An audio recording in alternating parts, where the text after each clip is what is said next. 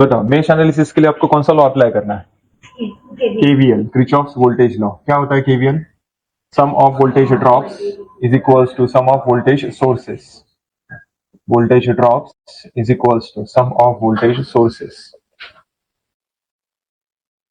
Voltage drop calculate करने के लिए क्या करना है? वोल्टेज ड्रॉप कैसे कैलकुलेट करते हैं? I into R, current and resistance दोनों का मल्टीप्लीकेशन करो, वोल्टेज ड्रॉप मिल गया आपको। Okay, next.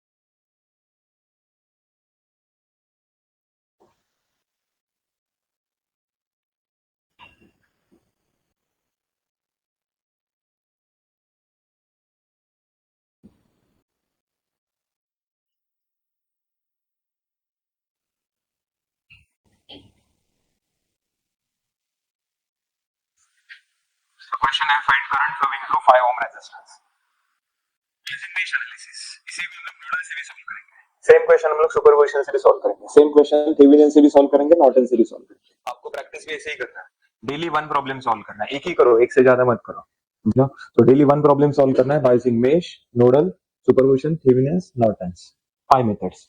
और सभी से आंसर आपका सेम आना चाहिए।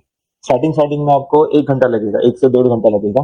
जैसे जैसे प्रैक्टिस बढ़ाओगे आप लोग, 4 दिन 5 दिन के बाद 1 घंटा लगेगा, और 4 दिन 5 दिन के बाद आपको 45 मिनट्स लगेगा, और 4-5 दिन के बाद 30 मिनट्स लगेगा। 15-20 दिन कंटिन्यूस प्रैक्टिस करोगे ना ये पैटर्न में, 15-20 दिन के बाद मेश एंड नोडल ये दो आपको सॉल्व करने की जरूरत ही नहीं पड़ेगी। डायग्राम देखते ही पता चलेगा कि मेश एनालिसिस में क्या करना है, नोडल में क्या करना है। तो मेश एनालिसिस से मैं इसको सॉल्व कर रहा हूं। सबसे पहले चेक करना है इसमें नंबर ऑफ मेशेस कितना है। Number of meshes 2। Number of meshes identify करना बहुत इजी है, फ्रैक्शन ऑफ सेकंड में होना चाहिए। बताओ इसमें कितने हैं? 2। अब कितना है? 3। अब कितने हैं? 4। 1 2 3 4। अब बताओ अब कितना है? 1 2 3 4 5।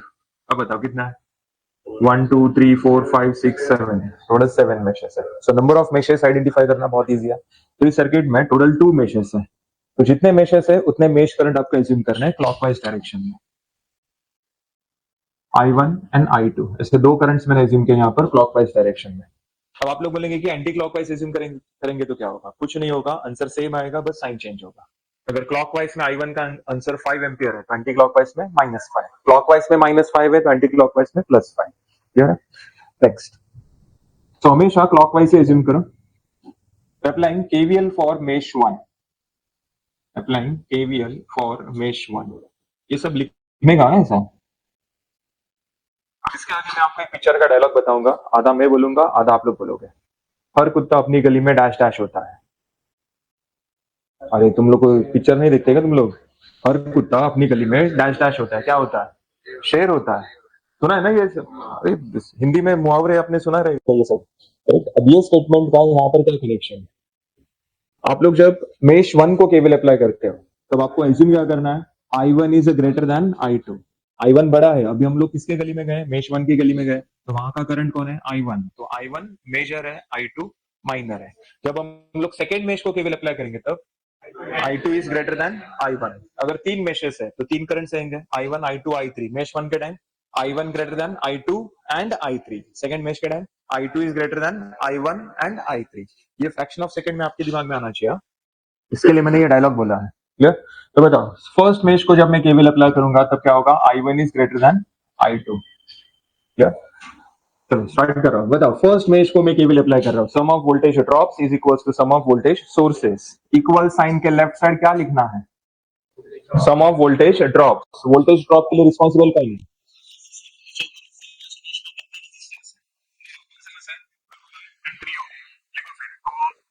सिर्फ रेजिस्टर लिखने से आपको वोल्टेज ड्रॉप मिलेगा क्या? उसको करंट से मल्टीप्लाई भी तो करना है। सो 2 ओम में से कौन सा करंट जा रहा है? I1 जा रहा है, I1। 2 ओम में से कौन सा करंट जा रहा है? I1 अकेला जा रहा है, करेक्ट? तो 2 इंटू क्या आएगा? I1। 2 ओम के ऊपर देखो ना, ऊपर कोई करंट दिख रहा है क्या आपको? नहीं, सिर्फ नीचे दिख रहा है। मतलब 2 ओम में से सिर्फ एक ही करंट जा रहा है, I1। आगे 3 ओम के लेफ्ट साइड I1 है, राइट साइड I2 है। मतलब क्या? 3 ओम में से दोनों करंट जा रहा है, I1 भी जा रहा है, I2 भी जा रहा है। क्या करेंगे?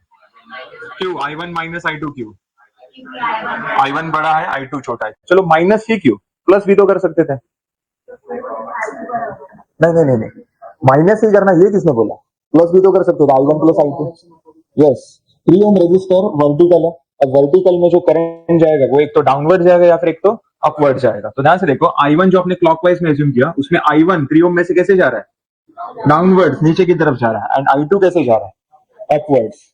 तो अपोजिट डायरेक्शन में जा रहा है, इसलिए सब्ट्रैक्शन हो रहा है। अब किसमें से क्या माइनस करना है वो आपको यहां से पता चलेगा। I1 बड़ा है, I2 छोटा है, सो I1 माइनस I2। बताओ, ये क्या मिल गया मुझे? Voltage drop.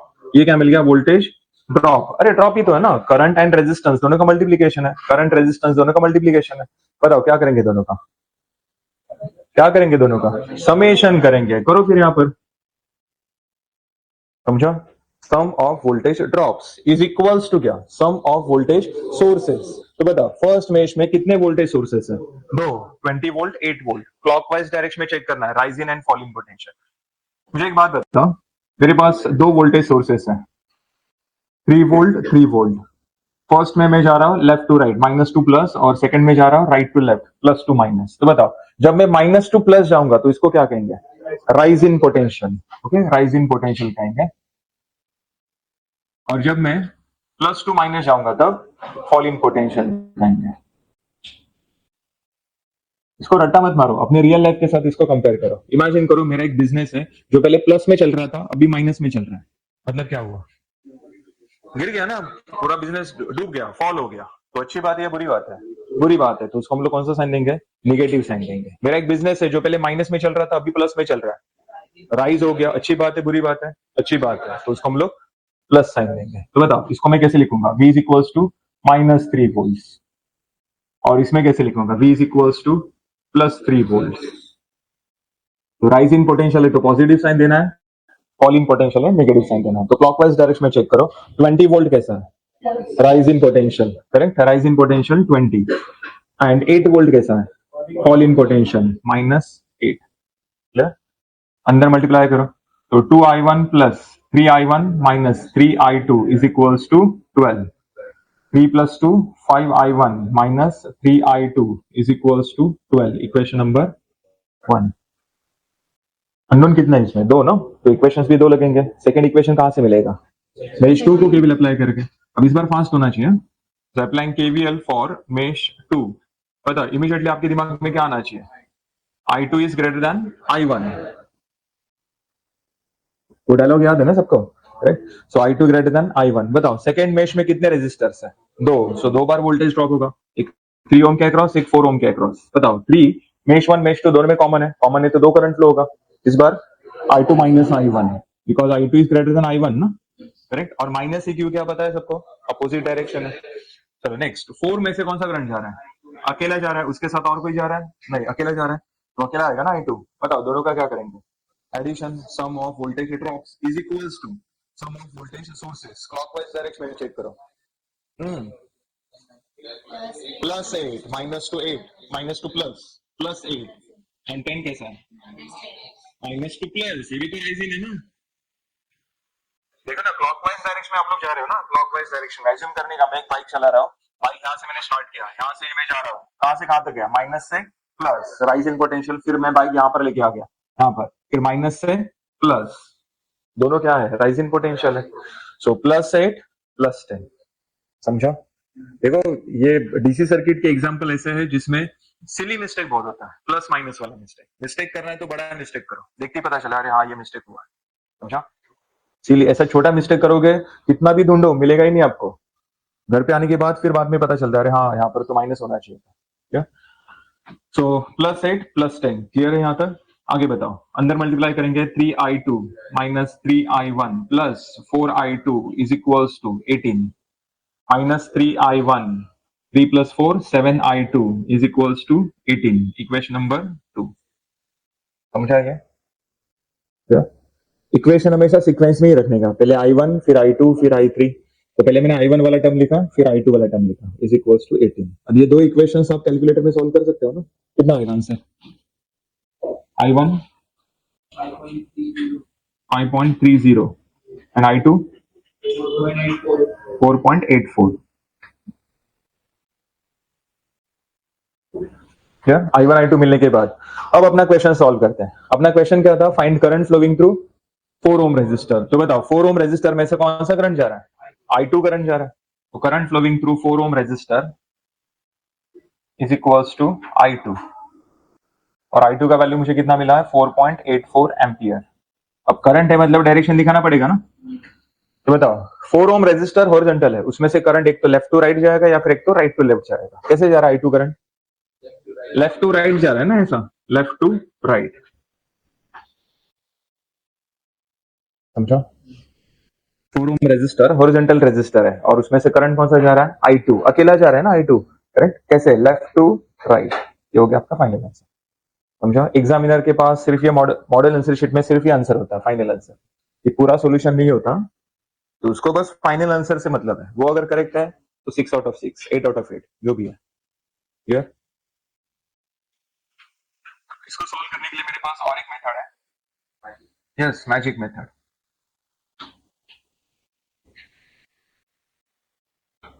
कोई भी जादू करने के लिए मंत्र की जरूरत होती है। तो ये मंत्र आपको याद रखना है, सेम एंड डिफरेंट वाला। सेम के टाइम क्या करना है? टोटल, एंड डिफरेंट के टाइम कॉमन। चलो ध्यान से देखो, सेम एंड डिफरेंट, सेम के टाइम टोटल, डिफरेंट के टाइम कॉमन।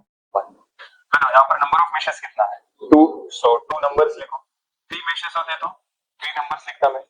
अब 2 नंबर्स लिखे, 2 मेशेस है, 2 अननोन वैल्यूज है, 2 इक्वेशंस है। सो I1 I2 I1 I2। अगर 3 मेशेस होते तो 3 अननोन होते हैं, सो 1 2 3 I1 I2 I3 I1 I2 I3 I1 I2 I3। समझा ये अरेंजमेंट? बता फिर यहाँ पर नंबर क्या दिख रहा है?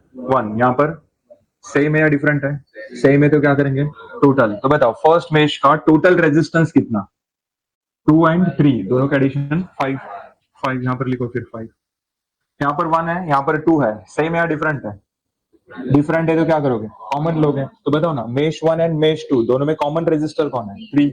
लिखो फिर यहाँ पर 3, correct. Is equals to sum of voltage sources. First mesh में दो वोल्टेज सोर्स है, 20 एंड 8। क्लॉकवाइज डायरेक्शन में 20 कैसा है? Rise in potential. 8 कैसा है? Fall in potential. आंसर आएगा 12। आगे ये नंबर 2 है, ये नंबर 1 है, सेम या डिफरेंट है? डिफरेंट के टाइम कॉमन लेना। तो बताओ second mesh and first mesh दोनों में कॉमन कौन है? 3। लिखो फिर यहाँ पर 3। यहाँ पर 2 है, यहाँ पर 2 है, सेम या डिफरेंट है? सेम। सेम है ना, ये 2 सेम है, सेम के टाइम क्या करेंगे? टोटल। तो बताओ सेकंड मेश का टोटल रेजिस्टेंस कितना? 3 + 4 7। लिखा फिर यहाँ पर इज इक्वल्स टू, बताओ क्लॉकवाइज डायरेक्शन में 8 वोल्ट कैसा है? Rise in potential. तो 10 वोल्ट कैसा है? Rise in potential. तो दोनों का एडिशन क्या आंसर आ गया? 18। क्लियर यहाँ तक? फिर उसके बाद मैट्रिसेस आपने देखा है, मैट्रिक्स पता है ना मैथ्स में, ये कौन सा मैट्रिक्स है? 2x2 का मैट्रिक्स है, 2 रोज 2 कॉलम्स, करेक्ट। इसमें डायगोनल एलिमेंट्स कौन सा है? एडी। इसको हम लोग डायगोनल एलिमेंट्स कैसे कहते हैं? Left top to right bottom. ये डायगोनल नहीं होता, डायगोनल हमेशा ऐसे ही होता है। तो बताओ ये जो इक्वल के लेफ्ट साइड आप लोग मैट्रिक्स देख रहे हो, ये 2x2 है ना, 2x2, तो ये डायगोनल हो गया। डायगोनल एलिमेंट्स को पॉजिटिव साइन देना है एंड नॉन डायगोनल एलिमेंट्स को नेगेटिव साइन देना है। चेक करो, सेम इक्वेशंस मिल गए। 5I1 - 3I2 is equals to 12, -3I1 + 7I2 is equals to 18। समझा? करेक्ट। अब याद कैसे रखेंगे बच्चे? यहाँ पर कंफ्यूज होता है प्लस माइनस में। मैंने क्या बोला? नॉन डायगोनल एलिमेंट्स को नेगेटिव साइन देना है, डायगोनल एलिमेंट्स को पॉजिटिव साइन। नॉन डायगोनल ये जो वर्ड है इसका फर्स्ट लेटर क्या है? एन। नेगेटिव का फर्स्ट लेटर क्या है? एन। मैच हो गया ना दोनों। तो कैसे याद रखना है समझा? नॉन डायगोनल है तो नेगेटिव, डायगोनल है तो पॉजिटिव। क्लियर है तक? लेकिन ऐसा हेडिंग कभी नहीं देने का, बाइजिंग मैजिक मेथड करके, समझा? मुझे बताओ ये क्वेश्चन 6 मार्क का है, आप लोग 2 लाइन में लिखोगे, नीचे आंसर लिखोगे, 6 मार्क देगा क्या कोई? तो उसको डेकोरेट कैसे करोगे? यस, इसके ऊपर देखो डायग्राम ड्रॉ करने के लिए आपको 4-5 लाइन तो लगेंगे। फिर ये 2 इक्वेशन जो आपने लिखा है इसके ऊपर लिखने का, अप्लाइंग केवीएल फॉर मेश 1। फिर इसके नीचे इक्वेशन नंबर 1, मतलब 3 लाइन गया ना यहाँ पर। फिर उसके बाद 1 लाइन छोड़ने का, फिर उसके बाद अप्लाइंग केवीएल फॉर मेश 2, ये इक्वेशन, उसके नीचे इक्वेशन नंबर 2, इसके 3 लाइन, इसके 3 लाइन, 6 लाइन। 6 लाइन, बीच में 1 लाइन छोड़ दिया, 7 लाइन। ऊपर डायग्राम ड्रॉ करने के लिए 4 लाइन, 7 + 4 11 लाइंस गए। फिर उसके बाद 1 लाइन छोड़ के लिखने का, solving equation 1 and 2, correct. 12 lines हो गया। फिर I1 I2 एक के नीचे एक लिखने का, करेक्ट। 15 और नीचे आंसर। 17-18 लाइन्स हो गया, पूरा पेज भर गया ना आपका, समझा। लिखा आपने 2 लाइन्स ही है, लेकिन आपको मार्क्स मिलेगा 6 आउट ऑफ 6। देखो सब कुछ प्रेजेंटेशन के ऊपर डिपेंड है। हमें होटल का खाना बहुत अच्छा लगता है, क्यों? यस, वहां पर वेटर आता है, वो आपको रिस्पेक्ट देता है, क्या चाहिए, पानी चाहिए और क्या चाहिए, इतना रिस्पेक्ट घर पे नहीं मिलता है समझा। तो होटल का खाना बहुत अच्छा लगता है हमें, और लाइट्स वगैरह रहते हैं, है ना। सब कुछ डेकोरेशन के ऊपर डिपेंड है, लिखना तो उतना ही है आपको, समझो। ये जो हमने ये कंपोनेंट्स पहले बताया, कंपोनेंट्स में था, ये कौन सा कंपोनेंट है? रेजिस्टेंस। ये कौन सा है? Voltage source. बैटरी बोल सकते हो, वोल्टेज सोर्स बोल सकते हो। इसमें ये बड़ा लाइन प्लस होता है, छोटा लाइन माइनस होता है, लिखने की जरूरत नहीं है, कभी कभी लिखा रहता है। ये कौन सा सोर्स है? देखो, अरे वोल्टेज सोर्स ही तो है। देखो ना, प्लस माइनस है ना, वोल्टेज में क्या होता है, पोलैरिटी होता है, प्लस माइनस का मतलब वोल्टेज सोर्स है। ये कौन सा सोर्स है? ये current source. Correct, current source में डायरेक्शन होता है, वोल्टेज सोर्स में पोलैरिटी होता है। तो वोल्टेज सोर्स ड्रॉ करने के लिए मेरे पास दो ऑप्शंस है, ये दो।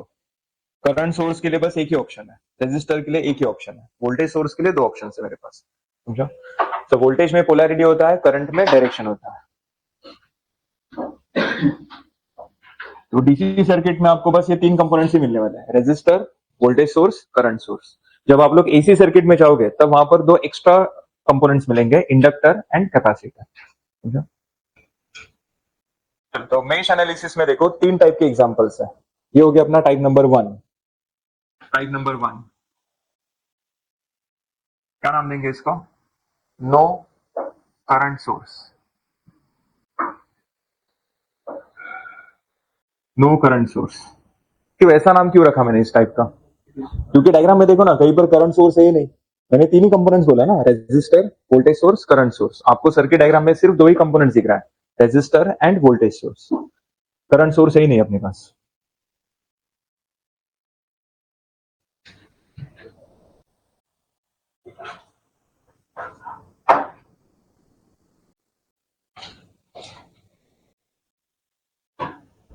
चलो जल्दी जल्दी, आप लोग फोटो निकाल के साइड में रखो फोटो, और लिखना शुरू करो। तो आप, मैं लिखूंगा फिर आप लोग लिखोगे, बहुत टाइम जाएगा उसमें।